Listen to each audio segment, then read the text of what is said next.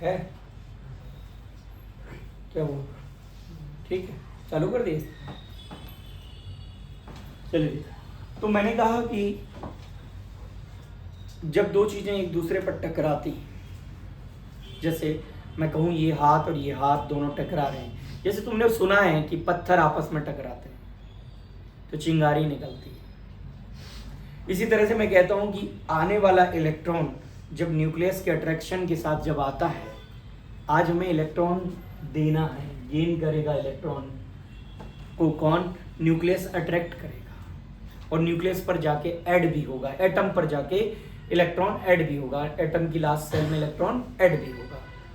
तो जब दोनों टकराएंगे और दो चीजों में बहुत स्ट्रॉन्ग अट्रैक्शन होता है और वो दोनों जब टकराती हैं तो टकराने से एनर्जी क्या होती है? रिलीज। इस बात को समझना है। तो जब भी इलेक्ट्रॉन ऐड करेंगे तो एनर्जी रिलीज होगी, जबकि अभी तक हम क्या करते थे? इलेक्ट्रॉन निकालते थे तो एनर्जी हमें उस उल्टी रिक्वायर्ड होती थी। आज हम क्या करने वाले हैं? इलेक्ट्रॉन को ऐड करने वाले हैं और इलेक्ट्रॉन को जब ऐड करेंगे ना बेटा तो एनर्जी रिलीज होगी। कैसे? जरा सुने। ये एक एग्जांपल्स के लिए अगर हम बात करें, ध्यान से सुनिए, कि कोई भी एग्जांपल हम ले लेते हैं, बहुत सिंपल सा एग्जांपल के लिए मेरे पास X नाम का कोई एटम है। याद रहे कि इस एटम को पहले आपको एलिमेंट का जो एटम लिया है वो एटम कैसे लाएंगे? एलिमेंट तो पूरा है, तो एलिमेंट को सबसे पहले गैस स्टेट में कन्वर्ट करेंगे, राइट, ताकि एटम दूर दूर हो जाएंगे। उनमें से कोई एक एटम की बात करेंगे, राइट। तो एक एटम जो है उस पर हमको क्या करना है? उसी गैसीय स्टेट में लाकर उस एटम को क्या कहते हैं हम? Isolated atom. अब आइसोलेटेड का मीन सिंपल सा है, जो हम पहले भी आयोनाइजेशन एनर्जी के केस में समझ चुके हैं। आइसोलेटेड एटम का मतलब है सिंगल एटम। मतलब क्या है? सीधा यहां मैं लिख दूं तो सिंगल एटम की बात करें। और इस सिंगल एटम पर हम क्या कर रहे हैं बेटा? इलेक्ट्रॉन ऐड कर रहे हैं, ठीक है।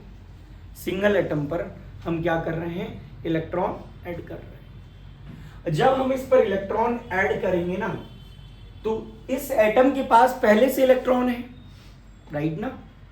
तो इलेक्ट्रॉन और न्यूक्लियस ज्यादा स्ट्रांगली अट्रैक्ट कर रहा है किसको? इलेक्ट्रॉन को। तो जब न्यूक्लियस स्ट्रांगली इसको अट्रैक्ट करेगा तो एनर्जी क्या हो जाएगी? रिलीज हो जाएगी। और ये एटम जो है, जो अभी आप सिंगल एटम देख रहे हैं या आइसोलेटेड एटम देख रहे हैं, वो कन्वर्ट हो जाएगा आयन में। इसमें कन्वर्ट हो जाएगा आयन में, और इस दौरान एनर्जी क्या हो जाएगी? रिलीज हो जाएगी। यानी आप ऐसी प्रोसेस देख रहे हैं जिसमें इलेक्ट्रॉन को ऐड करने पर एनर्जी रिलीज होती है। ऐसी प्रोसेस देख रहे हैं जिसमें इलेक्ट्रॉन को ऐड करने पर एनर्जी क्या होती है? रिलीज होती है। अब सिंपली इसको जानना क्या कहना चाहते हैं हम लोग? एनर्जी रिलीज हुई, ये रिलीज एनर्जी का ही नाम हमने दे दिया इलेक्ट्रॉन गेन एंथैल्पी। इस रिलीज एनर्जी को क्या नाम दे दिया है? Electron gain enthalpy. व्हाई? भैया ये एनर्जी वो एनर्जी है, वो रिलीज्ड एनर्जी है जब हमने सिंगल इलेक्ट्रॉन को, एक इलेक्ट्रॉन को, सिंगल इलेक्ट्रॉन वाली बात चल रही है, एक इलेक्ट्रॉन को ऐड किया है। कहां? एक एटम के आउटर मोस्ट सेल में। अब थोड़ा सा एग्जांपल से इसको समझना, कि ताकि एग्जांपल सामने रखेंगे तो ज्यादा अच्छे से आपको समझ में आएगा। देखिए,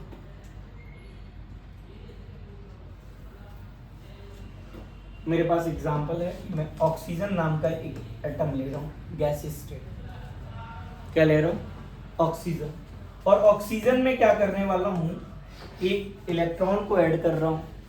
जरा उनको थोड़ा सा इंडिकेट कर देंगे, वो बात जो करने में भूल जाते हैं। जरा ध्यान दीजिए, अगर हम एक इलेक्ट्रॉन को ऑक्सीजन एटम पर क्या कर रहे हैं? ऐड कर रहे हैं, तो क्या होगा? O नेगेटिव आयन बनेगा। क्या बनेगा? O नेगेटिव आयन बनेगा। अब O नेगेटिव आयन बना और संग में क्या हुई? एनर्जी रिलीज हुई। इस रिलीज एनर्जी को हमने नाम रख दिया क्या? Electron affinity. इसको हम जनरली EA से डिनोट करेंगे। सॉरी, कैपिटल बना रहा हूं, EA से डिनोट करेंगे। ये कौन सी एनर्जी है? इलेक्ट्रॉन एफिनिटी है, जिसको हम किस से दिखा रहे हैं? EA से, ठीक है, इलेक्ट्रॉन गेन एनर्जी। अब आप देखेंगे कि मैं इसका एक्सप्लेनेशन आपको पूरा बताता हूं कि ऑक्सीजन कितना था? 8 था। कितना था? 8 था। हम सबको पता है कि ऑक्सीजन का केस क्या है। इलेक्ट्रॉनिक कॉन्फ़िगरेशन जब बनाते हैं तो आउटर मोस्ट सेल में 6 इलेक्ट्रॉन नजर आते हैं। कितने? 6 इलेक्ट्रॉन, 2 s में और p। आप सब अच्छे से जानते हो कि अगर किसी के आउटर मोस्ट सेल में 6 इलेक्ट्रॉन मौजूद हैं तो सिंपली वो क्या लेगा बेटा? उसको इलेक्ट्रॉन चाहिए, क्योंकि वो स्टेबिलिटी गेन करने के लिए टोटल कितने इलेक्ट्रॉन करना चाहता है आउटर मोस्ट सेल में? 8 इलेक्ट्रॉन। हर एलिमेंट के पास ये टेंडेंसी है कि वो अपने आउटर मोस्ट सेल में 8 इलेक्ट्रॉन पूरा करना चाहता है। अगर हम फ्लोरीन का कॉन्फ़िगरेशन चेक करें तो फ्लोरीन का कॉन्फ़िगरेशन ये कहता है कि उसके आउटर मोस्ट सेल में कितने इलेक्ट्रॉन पड़े हैं बेटा? 7 electron in outer most shell. Fluorine के आउटर मोस्ट सेल में कितने इलेक्ट्रॉन पड़े हैं? 7। अब ये भी 8 पूरा करना चाहता है। 8 पूरा क्यों करना चाहता है? For gaining the stability. अरे भाई, हम भी तो जॉब क्यों करना चाहते हैं? हम बिजनेस क्यों करना चाहते हैं? लाइफ में स्टेबिलिटी लेने के लिए, राइट ना? हम पढ़ाई क्यों कर रहे हैं? लाइफ में स्टेबिलिटी लेने के लिए। उसी तरह से हर एलिमेंट का एटम जो है वो स्टेबल होना चाहता है, और वो कैसा कॉन्फ़िगरेशन लेना चाहता है? उसके सामने वाली इनर्ट गैस जैसा, नोबल गैस जैसा कॉन्फ़िगरेशन लेना चाहता है। मतलब सीधा कहो तो वो अपने लास्ट सेल में 8 इलेक्ट्रॉन पूरा करने की टेंडेंसी रखता है। सिंपल सा फंडा है। हर एटम, हर ये एलिमेंट का एटम ये चाहता है कि वो लास्ट सेल में क्या करे? 8 इलेक्ट्रॉन को पूरा कर ले। किसकी तरह? इनर्ट गैसेस की तरह, नोबल गैसेस की तरह। और अगर उसने ऐसा कर लिया तो इसी काम को करने के लिए फ्लोरीन को किसकी जरूरत है? 1 इलेक्ट्रॉन की। ये कौन सा सेल है बेटा? ये इसका फर्स्ट सेल है। और ये इसका कौन सा सेल है? सेकंड। सेकंड के बाद थर्ड है नहीं, तो सेकंड को ही मैं कह दूंगा कि ये आउटर मोस्ट सेल है। आउटर मतलब बाहर वाला। तो इस आउटर मोस्ट सेल में मुझे क्या करना है? इलेक्ट्रॉन को ऐड करना है। क्या करना है? इलेक्ट्रॉन को ऐड करना है। और जैसे ही मैं इलेक्ट्रॉन को यहाँ ऐड करूंगा, क्योंकि आप सब जानते हैं भली भांति क्या कि किसी भी पीरियड में, और हम किस पीरियड की बात कर रहे हैं स्पेशली बताओ जल्दी से?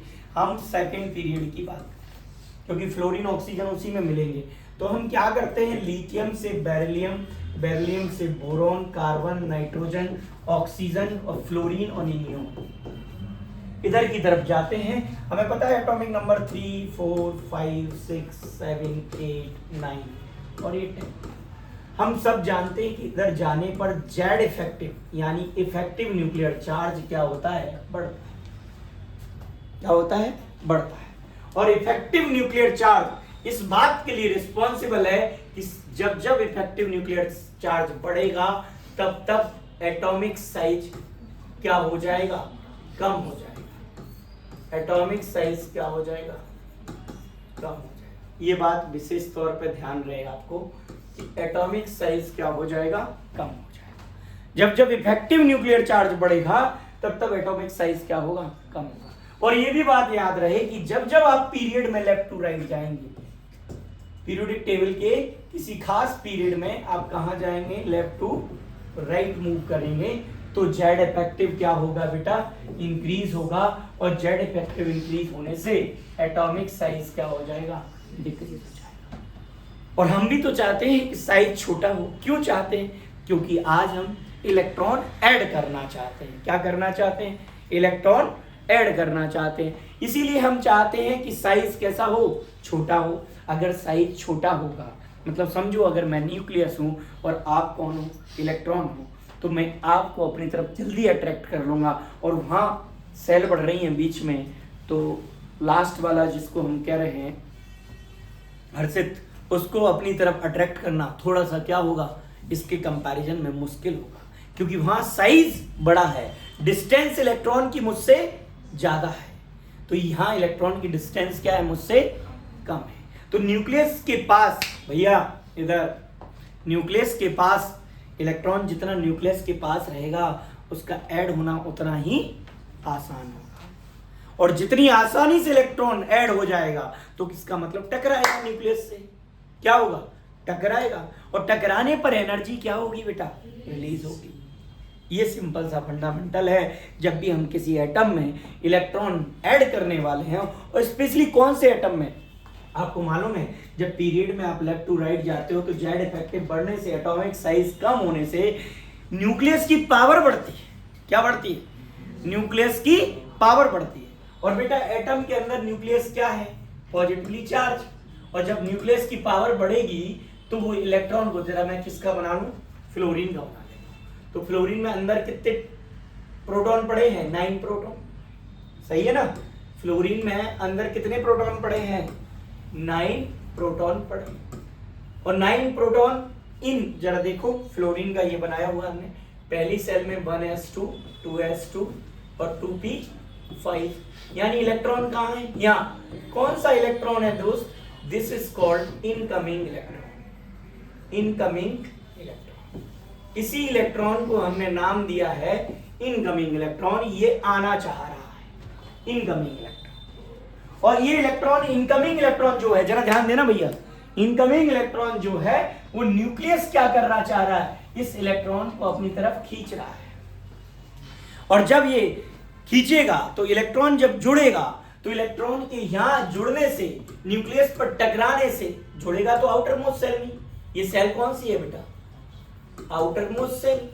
आउटर मोस्ट सेल का मतलब लास्ट सेल। तो लास्ट सेल में इलेक्ट्रॉन जुड़ रहा है, देखो ये न्यूक्लियस है, ये फर्स्ट सेल है और ये सेकंड सेल है। और सेकंड सेल में कौन जुड़ रहा है, इलेक्ट्रॉन जुड़ेगा। अब जब जुड़ेगा इलेक्ट्रॉन न्यूक्लियस के पास आएगा, न्यूक्लियस उसे टाइटली अपनी तरफ क्या कर रहा है, खींच रहा है, स्ट्रांगली अपनी तरफ अट्रैक्ट कर रहा है। तो जब इलेक्ट्रॉन जुड़ेगा तो एनर्जी बेटा क्या होगी, रिलीज होगी। ये मैं बता रहा था आपको। इसी तरह से देखो यहां पर क्या 8 करना थे, एनर्जी रिलीज हुई, इसीलिए उसे हम क्या कहते हैं, जब हम ऐड कर देंगे इलेक्ट्रॉन तो एनर्जी रिलीज होगी। यहां पर क्या निकलेगी बेटा, पहले तो ये F किस में कन्वर्ट हो जाएगा, F नेगेटिव में। देखो ये तो पता ही है ना, ये न्यूट्रल है, इस पर कोई चार्ज नहीं है।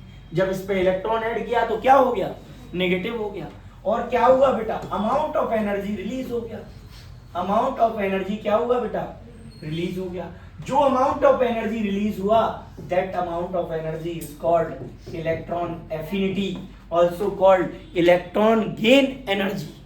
इलेक्ट्रॉन के गेन होने पर जो एनर्जी रिलीज होती है उसे क्या बोलते हैं बेटा, इलेक्ट्रॉन गेन एनर्जी। समझ में आ रहा है, उसे क्या बोलते हैं, इलेक्ट्रॉन गेन एनर्जी। जरा देखिए, कुछ डेटा के साथ भी बात करेंगे, जरा सुनेंगे आप और समझेंगे। मैं इसको और भी एक अंदाज में लिख दूं, इस रिएक्शन को दोबारा से मैं लिख रहा हूं कुछ तरीका। आप खुद सोचें कि ऑक्सीजन मैंने लिया, और ऑक्सीजन एक गैसियस एटम है और सिंगल एटम की बात कर रहे हैं। सिंगल मतलब आइसोलेटेड एटम की बात कर रहे हैं। इस आइसोलेटेड एटम पर जब मैं इलेक्ट्रॉन को ऐड करूंगा तो क्या बन जाएगा, एनायन बन जाएगा। अभी कौन था बेटा, ये एटम था सिंपल। अब ये कौन बन गया, एनायन। आप कहोगे वैसे ही लिख दिया है जैसे ऊपर था ना। मैं यहां पर बताना चाहता था delta H. What delta H, change in energy, change in enthalpy, change in total heat. मतलब इस प्रोसेस के ड्यूरिंग, कौन सी प्रोसेस की, एडिशन ऑफ इलेक्ट्रॉन। ये इलेक्ट्रॉन जो ऐड हो रहा है in the outer most shell of the isolated neutral atom. Isolated neutral atom की आउटर मोस्ट सेल में जो सिंगल इलेक्ट्रॉन ऐड हो रहा है, सिंगल मतलब एक इलेक्ट्रॉन, किसकी बात कर रहे हैं, सिंगल इलेक्ट्रॉन की। जो एक इलेक्ट्रॉन ऐड हो रहा है उसकी वजह से एनर्जी क्या हो रही है बेटा, रिलीज। रिलीज के लिए हम साइन यूज करेंगे माइनस। तो यहां आपको पता नहीं चल पाया था, इसलिए मैं इसको बताना चाह रहा हूं। एनर्जी क्या हो रही है, रिलीज, इसलिए उसके साथ क्या साइन यूज करेंगे, माइनस का साइन। देखो ना यार, जब इसको इलेक्ट्रॉन इस पर टकराया, दोनों आपस में टकराए तो एनर्जी क्या हुई बेटा, रिलीज। और रिलीज एनर्जी के लिए कौन सा साइन यूज करेंगे, और ये क्या है, चेंज इन एनर्जी। एनर्जी मतलब एंथैल्पी के लिए एच का इस्तेमाल करते हैं हम, और एंथैल्पी मतलब होती है एनर्जी, हीट। समझ गए।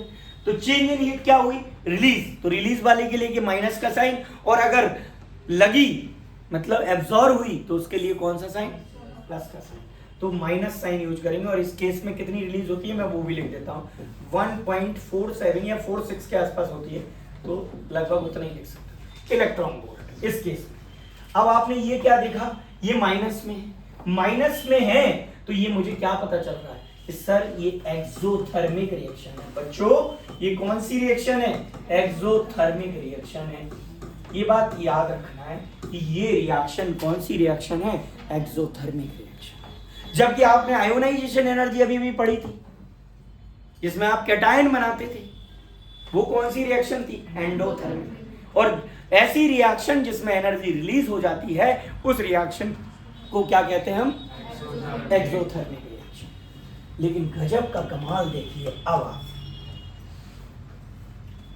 मैं वो कमाल आपको दिखाऊं उससे पहले मैं आपके लिए एक डेफिनेशन बनाता हूं कि क्या डेफिनेशन होनी चाहिए इसके लिए।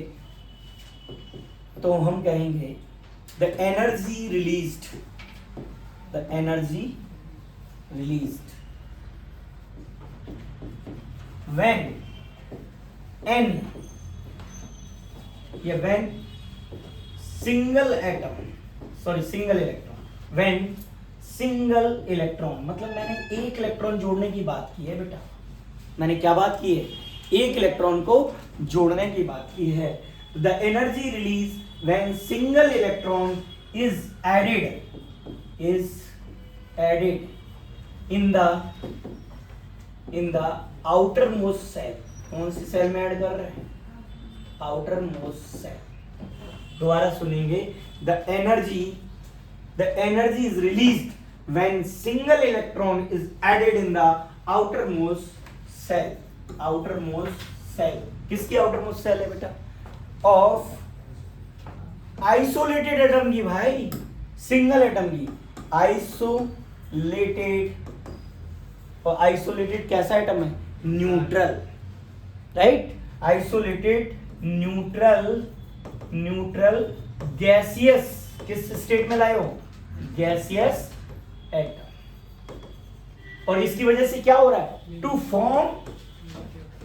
Form negative ion, to form negative ion को आप क्या बोलते हो, एनायन। देखो is called as आगे लिख देंगे, is called as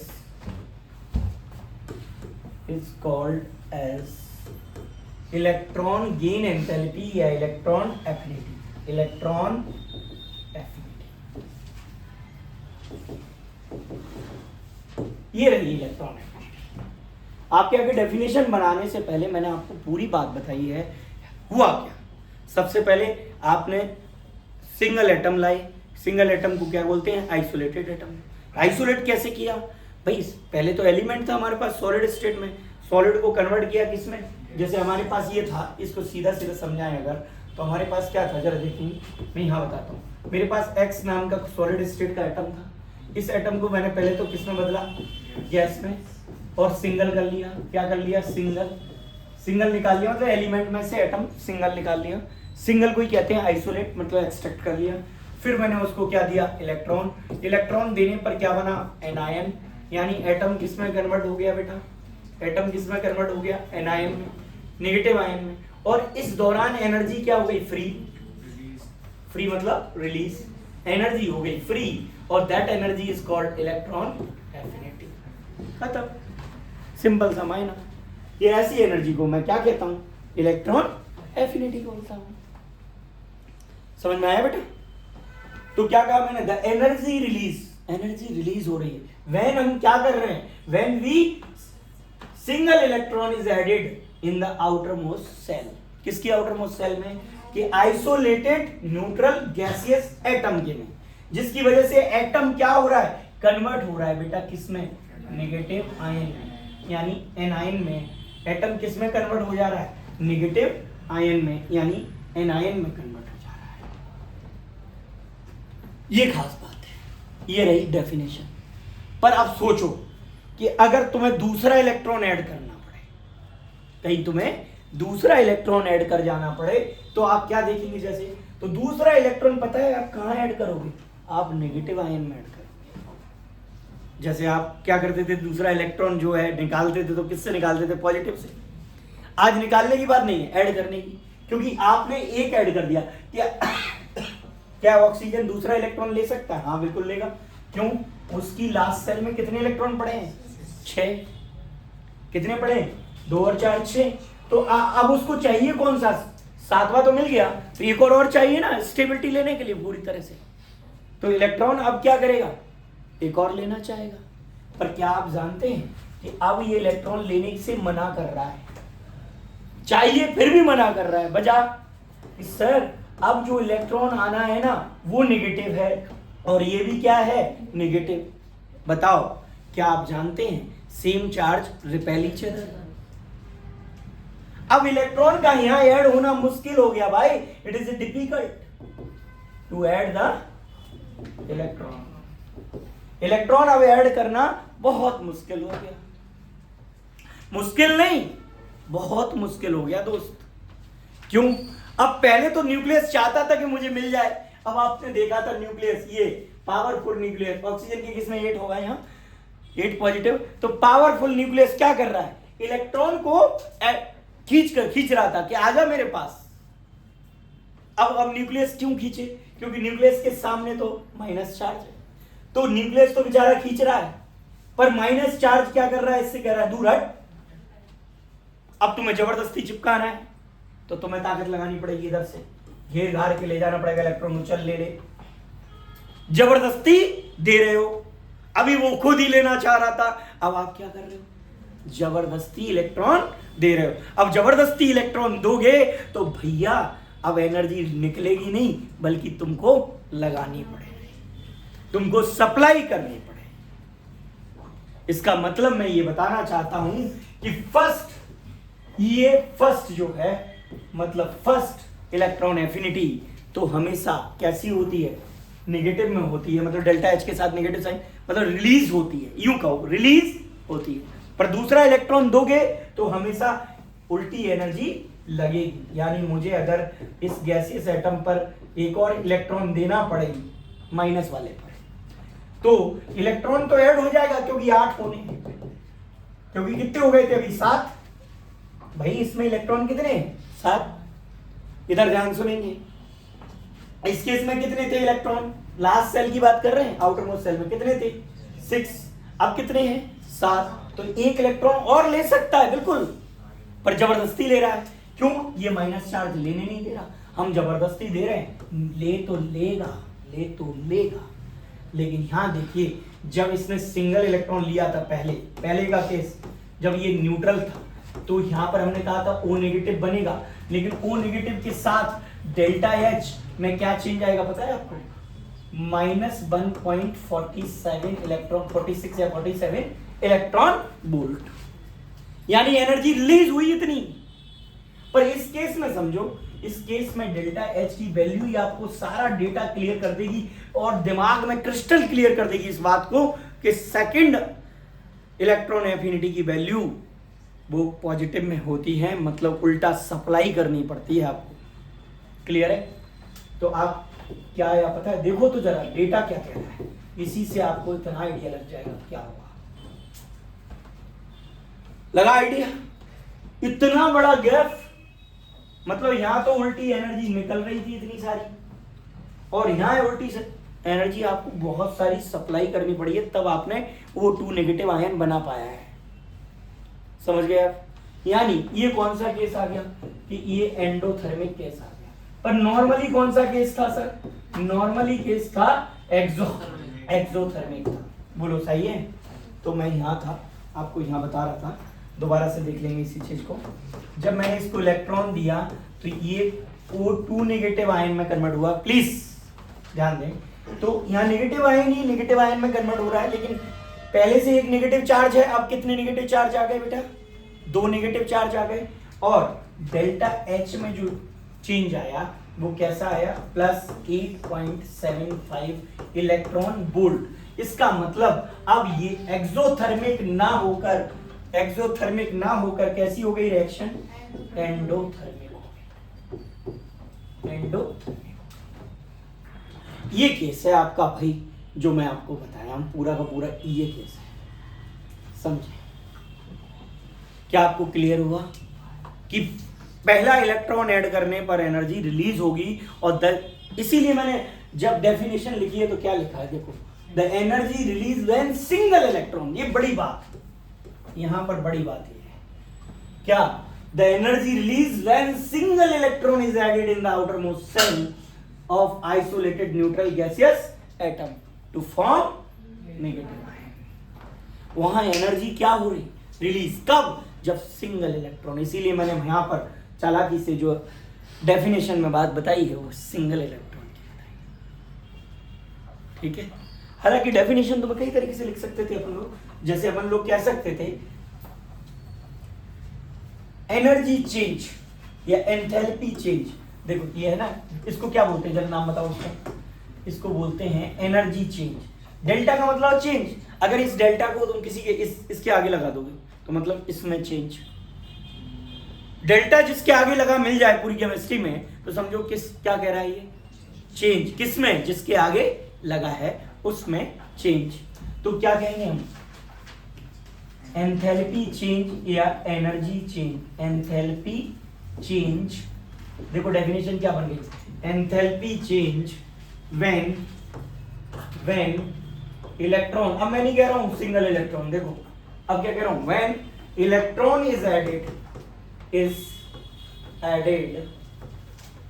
in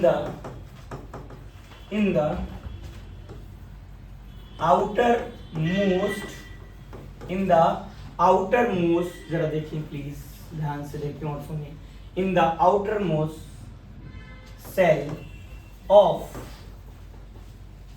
isolated gaseous, neutral तो होता ही है भाई, gaseous atom to form negative ion. तो भाई अगर कंप्लीट डेफिनेशन लिखनी है, एक हकीकत वाली बिल्कुल करेक्ट जगह पे आ जाए, तो एक्चुअल में ये एंथैल्पी चेंज है, इस केस में भी तो चेंज हुई है और इस केस में भी क्या हुई है, चेंज, चाहे नेगेटिव हो चाहे पॉजिटिव। हमारे लिए आसान हो गया काम, क्या हमने क्या लिखा, energy change, energy change, energy में चेंज हो रहा है, चाहे तो वो वाला क्या, पहले वाला क्या हो रहा है, रिलीज, और दूसरा इलेक्ट्रॉन देने पर क्या हो रही है, एब्जॉर्ब, यही तो चेंज है, रिलीज और एब्जॉर्ब। तो enthalpy change when electron is added in the outermost cell of isolated gaseous atom.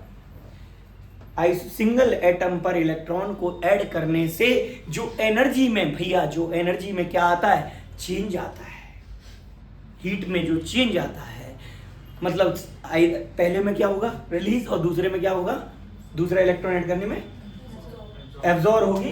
तो उस केस को हम क्या कहेंगे कि उस केस में क्या हुआ, टोटल चेंज हुआ, total change in the energy when electron is added in the outermost cell of isolated gaseous atom to form negative ion। आप चाहें तो ये डेफिनेशन लिखें, आप चाहें तो ये लिखें। हालांकि इसे समझाने के लिए आप सोचो कि मुझे कुछ काम करना पड़ा, कुछ मेहनत करनी पड़ी है, तब जाके ये डेफिनेशन बनी है। डायरेक्टली मैं ये लिख देता ना तो आप थोड़ा परेशान हो जाते, ये क्या किया। इसलिए मैंने आपको बताया कि सिंगल इलेक्ट्रॉन आप जब भी किसी भी न्यूट्रल एटम पर ऐड करेंगे तो एनर्जी रिलीज ही होगी। नहीं है तो एक एग्जांपल और आ जाए, मेरे पास बहुत सारा डेटा है, आप कहिए कितना सीखना है बस केमिस्ट्री। मेरे गुरुओं ने मुझे बहुत सिखाया है यार, और मैंने भी उसका खूब सारा स्टडी किया है। आपको जितना चाहिए, जैसे हम फ्लोरीन में इलेक्ट्रॉन ऐड कर रहे हैं, फ्लोरीन में इलेक्ट्रॉन अगर ऐड कर रहे हैं तो पता है क्या डेटा क्या कहेगा, जरा सुनेंगे। डेटा ये क्या है, देखो क्या इलेक्ट्रॉन ऐड हो जाएगा फ्लोरीन में, हाँ क्यों, लास्ट में कितने पड़े हैं, 7। यहाँ देखो ना, 7 electron in their outermost shell, everyone watch board. 1 minute के लिए भी आप इधर उधर गए, 1 सेकंड के लिए भी तो गड़बड़ हो सकती है।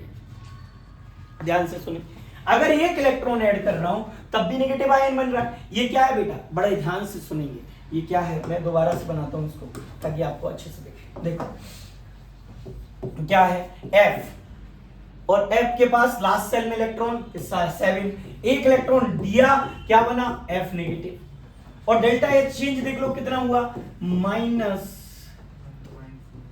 प्लीज 3.40 करीब इलेक्ट्रॉन वोल्ट। ये रहा जी डेटा। अच्छा बताओ अब इस डेटा से क्या आइडिया लगा तुम्हें, जरा ऑक्सीजन का डेटा भी तुम देख रहे हो सामने, बोलो राइट। ऑक्सीजन का डेटा 1.47 इलेक्ट्रॉन वोल्ट और फ्लोरीन का डेटा 3.40 इलेक्ट्रॉन वोल्ट। बताओ किसमें इलेक्ट्रॉन जल्दी से ऐड होगा, जल्दी से बोलो बोलो, फ्लोरीन में। क्यों, आपने देख लिया कि एनर्जी ज्यादा रिलीज हुई है, मतलब अट्रैक्शन ज्यादा है, तो जहां जितना ज्यादा अट्रैक्शन होगा इसका मतलब इलेक्ट्रॉन वहां जल्दी से ऐड होगा। और इसीलिए तो मैं कह रहा था कि जेड इफेक्टिव किसका ज्यादा है, फ्लोरीन का, और जिसका जेड इफेक्टिव ज्यादा है उसमें इलेक्ट्रॉन तो बहुत जल्दी ऐड हो जाएगा और अमाउंट ऑफ एनर्जी ज्यादा रिलीज होगी। बोलो क्लियर है ये बात। लेकिन अब इस डेटा से फिर दूसरा समझो कि एफ नेगेटिव पर, अब मुझे देखो ध्यान से, एफ नेगेटिव यहां देखेंगे, एफ नेगेटिव पर मुझे इलेक्ट्रॉन फिर ऐड करना है। अब बताओ क्यों भाई, होगा? अरे नहीं होगा, नहीं होगा, ये तो गलत हो गया, ये तो गलत हो गया। क्यों हो गया? अरे भैया एफ तो पहले से ही स्टेबल हो गया, उसकी लास्ट सेल में 7 के बाद एक इलेक्ट्रॉन जोड़ने से कितना हो गए, 8 हो गए। अरे भूख तो मिट गई, अब क्यों लेंगे, रूम तो भर गया जो था। उसके पास जो कुछ रूम थे, रूम कहां थे, जरा रूम चेक करें, फ्लोरीन के रूम चेक करें। एस में कितने इलेक्ट्रॉन थे, 2, 2s2, और पी में कितने इलेक्ट्रॉन थे भैया, 5। प्लीज हियर वॉच, प्लीज यहां देखो, यहां कितने इलेक्ट्रॉन थे, 5, और यहां 2। अब एक इलेक्ट्रॉन के आने के बाद ये फुल, और सेकंड सेल में तो एस और पी 2 ही होते हैं। अब रखोगे कहां अगला इलेक्ट्रॉन, मतलब समझ रहे हो? ये ऐसे मकान मालिक हैं जिनके घर में रिश्तेदार आया है, एक ही बंदा आया है और रूम भी एक ही खाली है, तो इन्होंने उसके आने पर खूब पार्टी दी है, खूब एनर्जी लुटाई है, समझ रहे हो?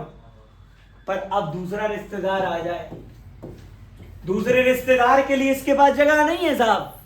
अब तू कुछ लेके आएगा ना, माल ताल, पैसा मनी, तो हम तेरे को कुछ और एक रूम बनवाएंगे, ले लेंगे जबरदस्ती जबरदस्ती, वरना ये तो लेना मुश्किल है, नामुमकिन जैसा केस है। फ्लोरीन में तो लिया ही नहीं जाएगा दूसरा।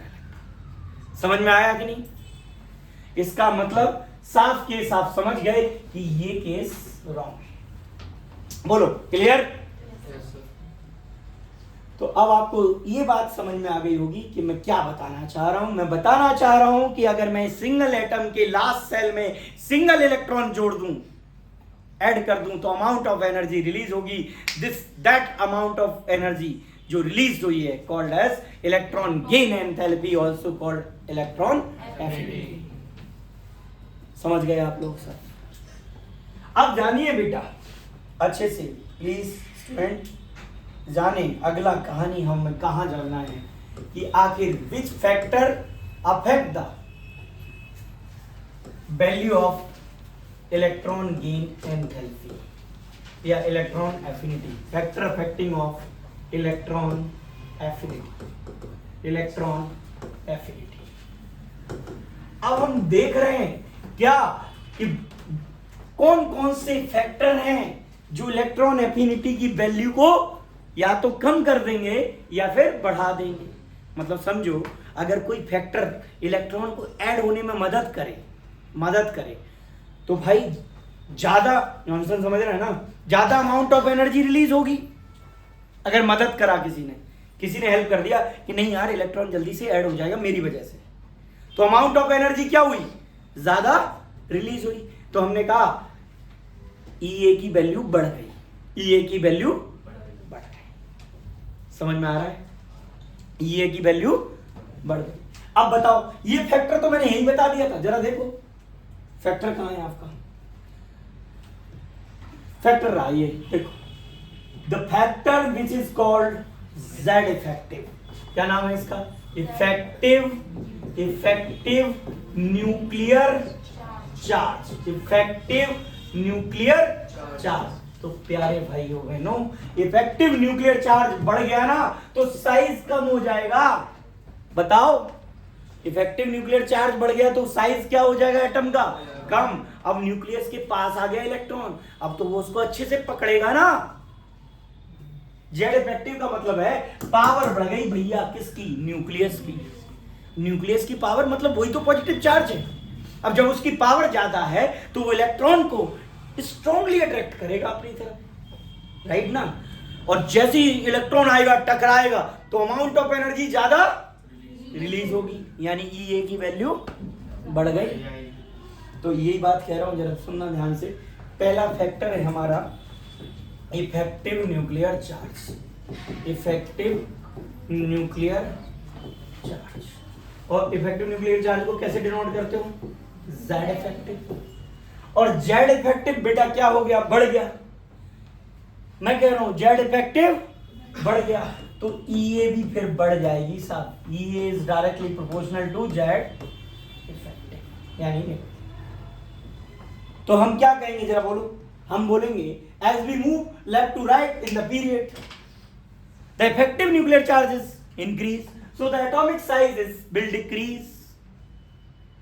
Hence, more amount of energy is released during the adding of electron.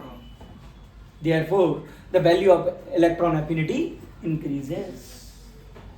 समझ में आ रहा है कि एक इलेक्ट्रॉन को ऐड करने पर जो एनर्जी रिलीज होती है उसे इलेक्ट्रॉन एफिनिटी बोलते हैं। क्योंकि पीरियड में लेफ्ट टू राइट जाने पर जेड इफेक्टिव बढ़ जाता है, यानी न्यूक्लियस का अट्रैक्शन बढ़ जाता है। और न्यूक्लियस का अट्रैक्शन बढ़ जाता है मतलब इलेक्ट्रॉन जल्दी से ऐड हो जाएगा। जल्दी से ऐड होगा तो large amount of energy release होगी, और रिलीज होने वाली उस एनर्जी को हम कहेंगे इलेक्ट्रॉन एफिनिटी। यानी इलेक्ट्रॉन एफिनिटी की वैल्यू को कौन बढ़ा देता है बेटा? कौन बढ़ा देता है? जेड। पहला फैक्टर क्लियर। अब दूसरा फैक्टर देखिए, दूसरा भी यही बता देते हैं। ये आपको लिखना है, यहां लिखते रहिएगा। When as we move left to right in the period particular period of periodic table, right, the effective nuclear charge is increase, या ऐसे कहेंगे atomic size will decrease when effective nuclear charge is increase. सीधा क्या कहेंगे? As we move left to right in the particular period of periodic table, right, the atomic size decrease with increase of effective nuclear charge. Hence, more amount of energy is released. Therefore, more amount of energy is released. Hence, the value of electron affinity is also increases. Clear है बेटा? समझ में आया ये बात? तो ये पहला फैक्टर क्लियर कर दिया। अब दूसरा फैक्टर समझो। अब दूसरा फैक्टर तो यहीं से आ रहा है, क्या लिख देते हैं भाई? Atomic size. लो अब यार खेल हो गया इसका।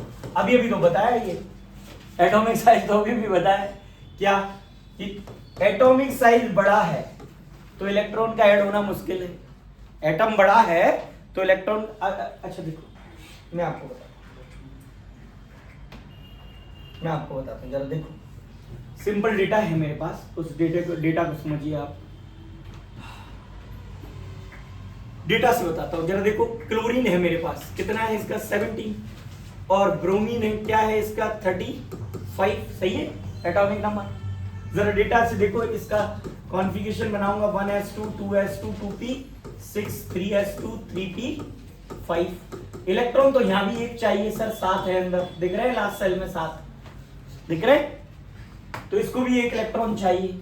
और इसको बना लो जरा, 1s2 2s2 2p 6 3s2 3p 6, ठीक है। 3d10 3d 4s2 है, 4s2 जरा देखिए कितना हो गया? 10 18 और 20, और ये 4s2, और यहां से देखेंगे, देखो कितना हुआ? 10 12 18 20 3d10 30 हो गया। कितना हो गया? 30। और इसके बाद आ गए हम क्या? 4p 5 4p 5। जरा अच्छा इसी को सेल वाइज अरेंज कर दें तो सेल वाइज अरेंज कर दूं इसी को ब्रोमीन को, बताओ 1s 2s 2p6 और 3s2। सेल वाइज का मतलब क्या है, ये 3 वाले को मैं एनर्जी ऑर्डर से निकाल के सेल वाइज ला रहा हूँ, बस इतना समझ लो। क्या 3p6 और ये है 3d10 अंदर ले आया 4s2 4p6, मतलब हाईएस्ट वालों को n की ज्यादा नंबर वाले को बाहर ले आया। अब बताओ यहाँ लास्ट सेल में कितने इलेक्ट्रॉन है 7, यहाँ भी कितने हैं 7। अब इसमें इलेक्ट्रॉन जोड़ो, बताओ किसमें आसानी से इलेक्ट्रॉन ऐड होगा? हाँ अरे किसमें, क्लोरीन में कि ब्रोमीन में? क्लोरीन में। क्यों? ब्रोमीन का साइज बड़ा है साहब, कितना आसान काम है, ब्रोमीन का साइज बड़ा है। नहीं है तो बना के दिखाता हूँ, लोग साइज देखो, साइज देखो क्लोरीन का, फटाफट से देखो। ये न्यूक्लियस, इसके बाद ये एक सेल, 2 सेल, 3 सेल, बताओ जरा से कहाँ है, जरा जिसकी सेल चेक कर लेते हैं। देखो पहली सेल में क्या है 1s2 पड़ा है, दूसरी में 2s2 और 2p6 और तीसरी में 3s2 और 3p5। यही है ना क्लोरीन का? तो बोलो अगर क्लोरीन का यही है तो दूसरा वाला देख लो, ये ब्रोमीन का कैसा दिखेगा आपको? ब्रोमीन का देखो नॉर्मल इधर देखते हैं, ये ब्रोमीन का देखो, ये मैंने ले लिया न्यूक्लियस, इसके बाद ये ले लिया इसका फर्स्ट सेल, ये ले लिया सेकंड सेल और ये ले लिया थर्ड सेल, राइट ना? फर्स्ट सेकंड थर्ड और एक और ले लिया फोर्थ। जरा देखो साइज तो आपको अपने आप दिख ही गया होगा सर, मुझे दिखाने की क्या जरूरत है, दिख गया कि ये तो किसका साइज है क्लोरीन का, और ये कौन है ब्रोमीन। नहीं है तो चेक बना देता हूँ तुम्हारे सामने, जरा देखो फर्स्ट सेल में कितने इलेक्ट्रॉन है 2, दूसरे में कितने हैं 2 और 6 8 और तीसरे में फिर देखो 3p6 3d10 यानी 18 और इसमें आ जाओ 4s2 4p5। अब इलेक्ट्रॉन कहाँ ऐड करना है भाई? यहाँ पर, यहाँ इलेक्ट्रॉन कहाँ ऐड करना है? यहाँ पर। बताओ इसका न्यूक्लियस अच्छे से अट्रैक्ट करेगा इसे कि इसका न्यूक्लियस इसे अच्छे से अट्रैक्ट करेगा? क्लोरीन का करेगा, राइट ना? तो और डेटा मैं तुम्हें डेटा बताता हूँ, देखो क्लोरीन का डेटा देखो। क्लोरीन में एक इलेक्ट्रॉन दिया, प्लीज देखना इधर एवरीवन, प्लीज भाइयों बहनों, जब आपने डेटा इलेक्ट्रॉन दिया तो आपने देखा क्या, what change in the data? Change हुआ -3.61 इलेक्ट्रॉन वोल्ट। सर ये रहा। अब जरा देखो ब्रोमीन का, देखो इलेक्ट्रॉन दिया, Br नेगेटिव बना, डेटा देखो -3.36 इलेक्ट्रॉन वोल्ट। कुछ समझ में आ रहा है? कुछ समझ में आ रहा है दोस्तों? साफ साफ सीधा है कि एटॉमिक साइज अगर क्या होगा बेटा, बड़ा होगा तो फिर normal case, in general case, in general exception है इसमें भी, तो इन जनरल केस अगर एटॉमिक साइज बड़ा होगा तो इलेक्ट्रॉन का जुड़ना मुश्किल होगा, सीधा बात है। तो मैं क्या कह दूं, electron affinity is inversely proportional to atomic size.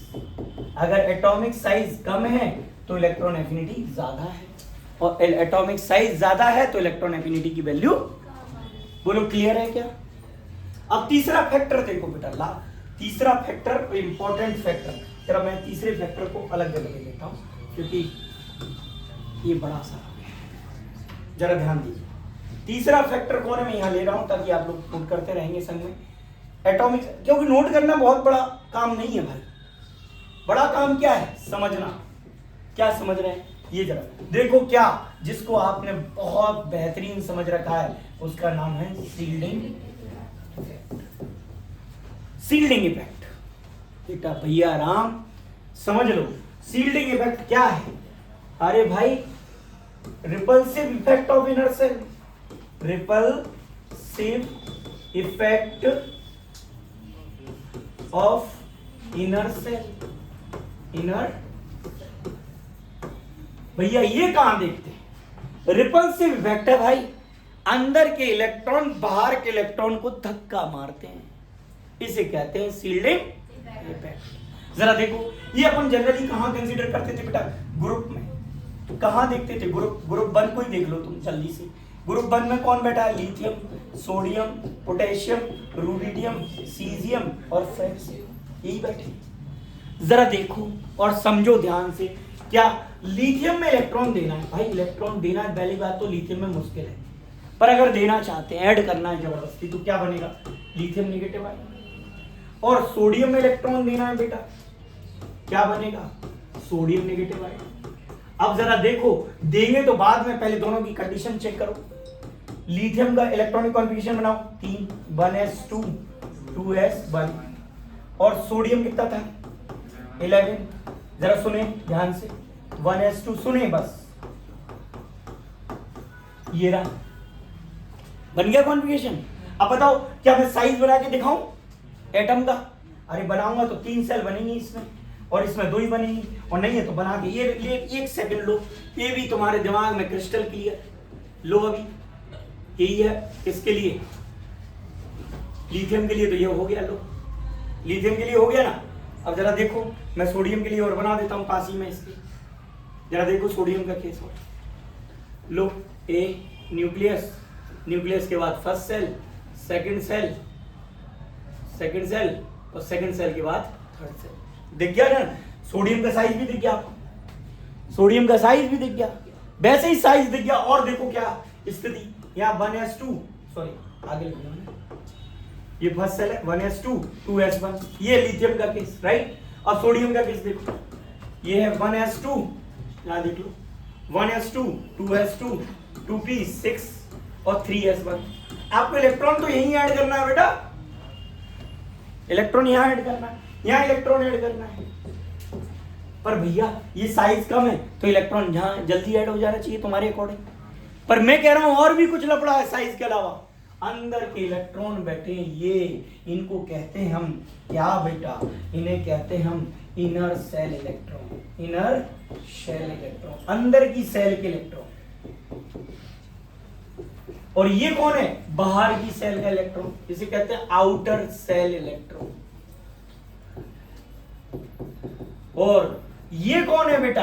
ये है इनकमिंग इलेक्ट्रॉन, इनकमिंग, ये इनकमिंग इलेक्ट्रॉन, यही तो आ रहा है भैया, इसी को तो ऐड होना है, एडिंग इलेक्ट्रॉन कैसे?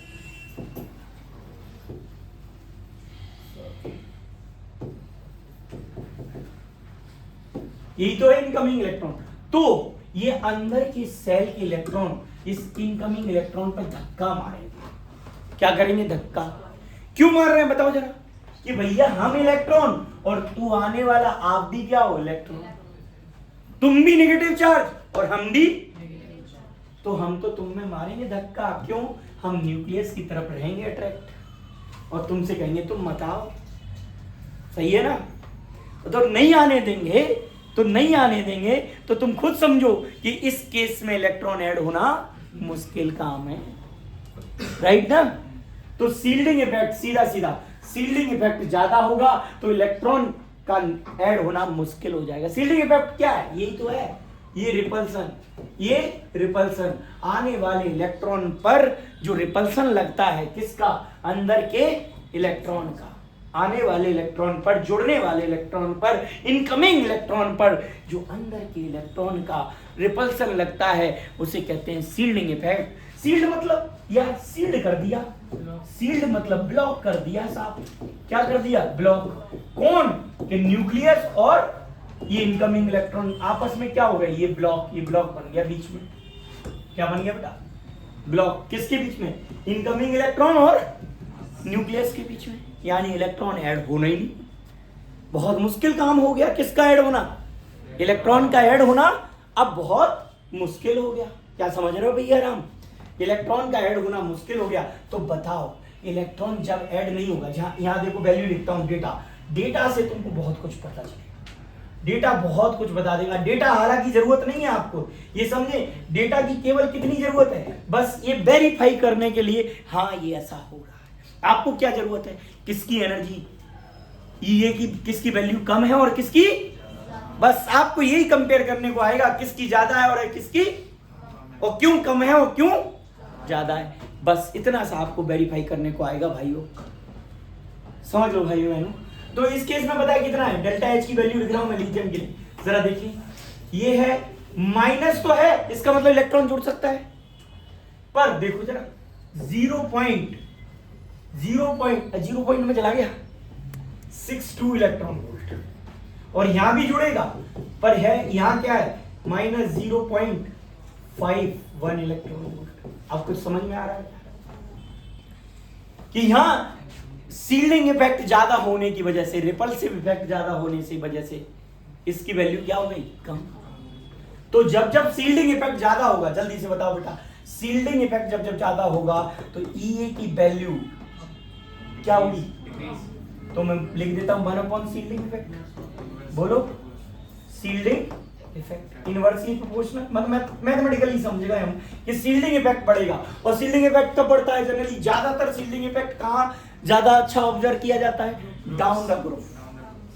और डाउन द ग्रुप में इनर सेल का रिपल्सन लास्ट से इनकमिंग से इलेक्ट्रॉन पर पड़ेगा, तो क्या हो जाएगा बेटा, इलेक्ट्रॉन का ऐड होना मुश्किल हो जाएगा, और इलेक्ट्रॉन का ऐड होना मुश्किल हुआ तो हम कहेंगे सील्डिंग इफेक्ट बढ़ गया, यानी इलेक्ट्रॉन एफिनिटी की वैल्यू। डेटा से भी पता चल रहा है, डेटा से भी पता चल रहा है। बोलो क्लियर है। द लास्ट फैक्टर पे बात कर लेते हैं, किस पे, लास्ट पे, और लास्ट फैक्टर का नाम है fourth, stable electronic configuration. Stable electronic configuration, stable electronic configuration.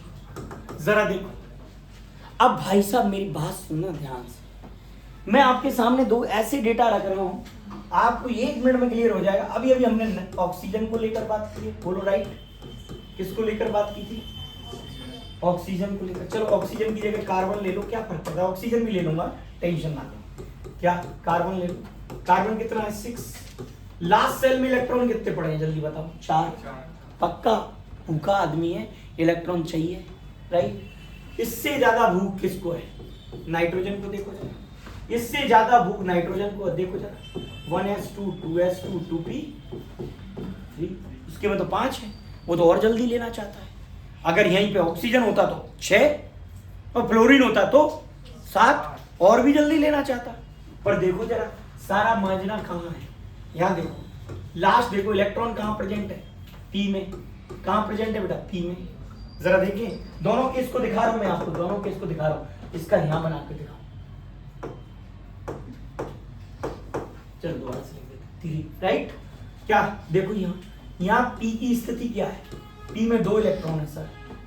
यहाँ पी की स्थिति क्या है, जरा पी की स्थिति यहाँ चेक करो, यहाँ पी में कितने इलेक्ट्रॉन है, 3। बोलो यही है ना, तो ये कैसा है, हाफ फिल्ड, बताओ कैसा है, और हाफ फिल्ड को आप जानते हैं कि ज्यादा स्टेबल है, कैसा स्टेबल है, ये कैसा है, इनकम्प्लीट। इनकम्प्लीट को याद रखो, एक वर्ड और है, पार्शियल कहते हैं, लीस्ट स्टेबल, हाँ पार्शियल फिल्ड या incompletely field, incomplete field, right. तो इसे पार्शियली फिल्ड भी बोल सकते हो, क्या पार्शियली फिल्ड, पार्शियल फिल्ड भी लिख सकते हो, क्या पार्शियल फिल्ड। तो पार्शियल फील्ड क्या होता है, लेस स्टेबल। क्या होता है बेटा, लेस स्टेबल, या लीस्ट स्टेबल भी कह सकते हो, लेस स्टेबल। और ये कैसा है, मोर स्टेबल। जो पहले से स्टेबल है, बताओ उसमें इलेक्ट्रॉन देना आसान है क्या, उसे चाहिए ही नहीं, ले जा तू अपना, उसे चाहिए ही नहीं, तुम रख लो अपना इलेक्ट्रॉन, राइट ना। वो कह रहा है मुझे नहीं चाहिए, हालांकि अगर तुम जबरदस्ती देने की कोशिश करोगे रख तो लेगा, क्योंकि भूखा तो है, 5 है ना लास्ट में, चाहिए तो कितने 8 करना। एक्सेप्शनल केस है भैया, ये कौन सा केस है, जनरल केस नहीं है। जनरल होता तो हम कहते नाइट्रोजन जल्दी ले लेगा, राइट ना, जनरली तो नाइट्रोजन जल्दी ले लेगा, ऑक्सीजन उससे भी जल्दी ले लेगा, और फ्लोरीन उससे भी जल्दी ले लेगा। बोलो सही है। पर इस केस में क्या है, इस केस में दूसरा कॉन्सेप्ट लग रहा है, कौन सा, स्टेबल इलेक्ट्रॉनिक कॉन्फ़िगरेशन वाला, और हाफ फील्ड मोर स्टेबल होता है, मतलब इसमें इलेक्ट्रॉन ऐड होना आसान है।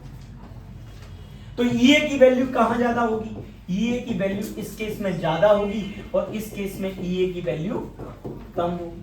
बोलो सही है कि नहीं, समझ गए। क्योंकि यहां इलेक्ट्रॉन जुड़ना मुश्किल है, क्योंकि वो पहले से ही स्टेबल है, और यहां इलेक्ट्रॉन जुड़ना आसान है। बोलो सही है, सारे केस करा दिए मैंने, लास्ट केस ये वाला बचा गया था।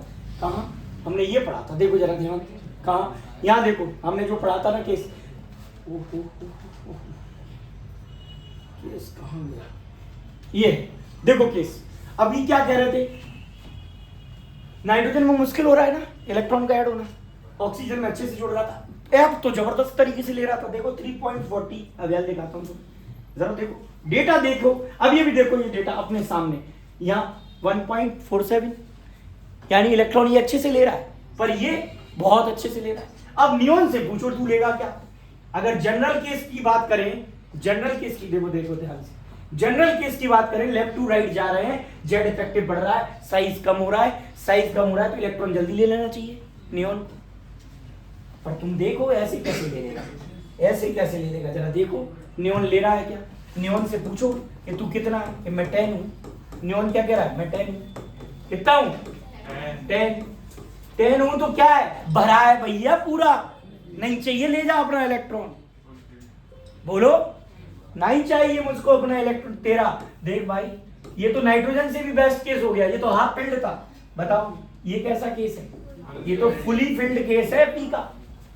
फुली फिल्ड है कि नहीं है बताओ? और फुली फिल्ड तो और ज्यादा क्या होते हैं, इससे भी ज्यादा स्टेबल, राइट?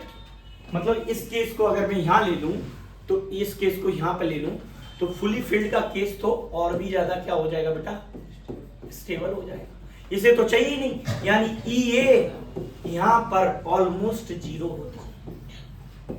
ऑलमोस्ट कैसी होती, इलेक्ट्रॉन चाहिए नहीं ना भाई, जब इलेक्ट्रॉन चाहिए नहीं तो EA कैसी है, 0। बताओ भैया समझ में आ रहा है कुछ? EA कैसी है, 0। तो याद रखो नोबल गैसेस के लिए, नोबल गैसेस ये आखिरी पीरियड में पढ़ी है, helium, neon, argon, krypton, xenon, radon, इनके लास्ट सेल में क्या है, 8 इलेक्ट्रॉन है हीलियम को छोड़ के। तो सबकी सब क्या नहीं लेना चाहती, इलेक्ट्रॉन लेना चाहती ही नहीं है साहब। वो बात अलग है, जबरदस्ती तुमने दिया तो फिर पहले ही इलेक्ट्रॉन में वैल्यू कैसी आ जाएगी, पॉजिटिव। डेल्टा H की वैल्यू कैसी आ जाएगी, उल्टी लगा रहे हो ना एनर्जी, वो तो लेने ही नहीं चाहती। नॉर्मली तो क्या है, 0 है, पर तुम बहुत जबरदस्ती कर रहे हो तो कैसी आएगी वैल्यू, पॉजिटिव आएगी। किसकी, नोबल गैसेस की।